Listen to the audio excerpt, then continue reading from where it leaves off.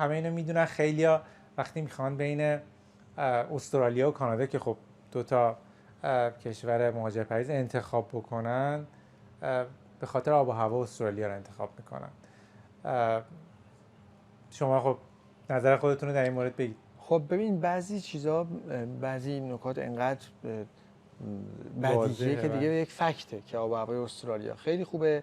ما از قسمت شمال شرقی استرالیا خب اونجا تابستونای گرم داریم، نسبتا شرجی میشه هوا، زمستونای خشک داره اونجا، تا میایم به سیدنی که هوا معتدل‌تر میشه، پایین‌تر که میایم ملبورن، تازمانیا و ادلید هستن که اینا خب آب و هواشون مثلا ملبورن خب یه کمی سردتر میشه، ولی باز که میگیم سرما، نه اون سرمایه در سطح سرمایه کانادا و اینها.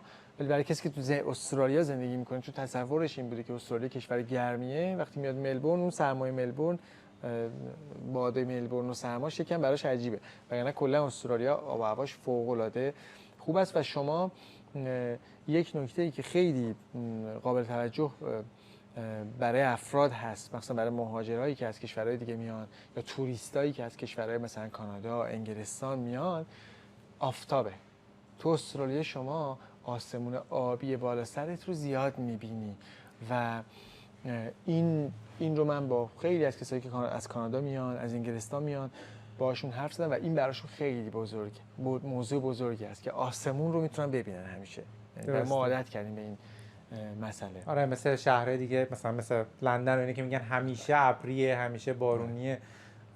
اینجا بارون خوبی هم داره ولی خب باز روزهای آفتابی زیادی هم داره. و یه نکته دیگه‌اش اینه که خب اینجا ما حتی توی ملبورن که هوا سرده، ما به ندرت هوای زیر صفر داریم.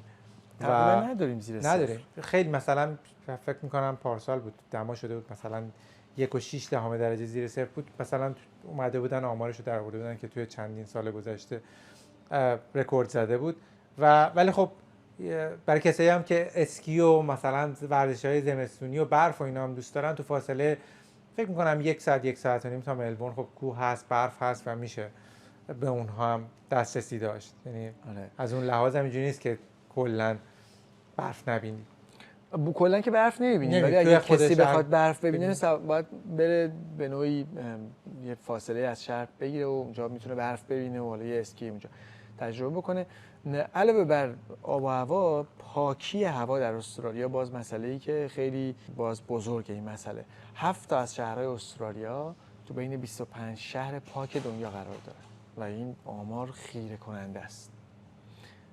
وسعت کشور زیاده، جمعیتش کمه و به تبعش خب آلودگی هوا درش اتفاق نمیفته. این 7 شهری که میگیم همون 7 شهر بزرگ استرالیا هستن که دیگه کلا میدونیم خیلی. ما تو استرالیا 6 تا در واقع استیت یا ایالت داریم، 2 تا تریتوری داریم، یعنی مجموعاً کلا 8 تا شهر میشه گفت شهر، حالا شهرهای بزرگ داریم.